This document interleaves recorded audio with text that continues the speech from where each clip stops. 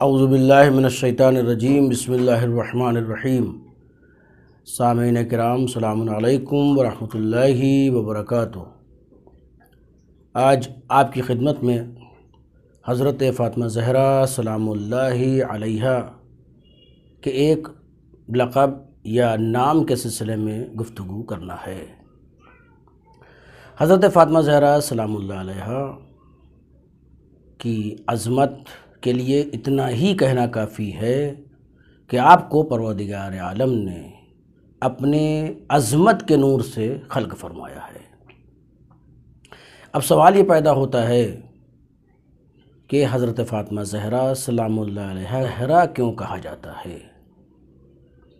جیسا کہ روایت میں آیا ہے، ابو ہاشم نے امام حسن عسکری علیہ السلام سے سوال کیا، لما سمیت فاطمہ الزہرا، کہ فاطمہ کو زہرا کیوں کہا جاتا ہے؟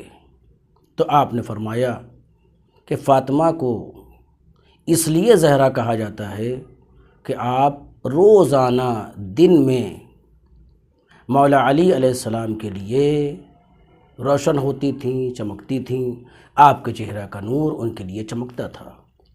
صبح کے وقت سورج کی طرح آپ کے چہرہ کا نور مولا علی علیہ السلام کے لیے چمکتا تھا۔ ظہر کے وقت چاند کی طرح آپ کے چہرہ کا نور مولا علی علیہ السلام کے لیے چمکتا تھا، اور مغرب کے وقت ستارے کی طرح آپ کے چہرے کا نور مولا علی علیہ السلام کے لیے چمکتا تھا۔ اسی وجہ سے آپ کو زہرا کہا جاتا ہے۔ السلام علیکم ورحمۃ اللہ وبرکاتہ۔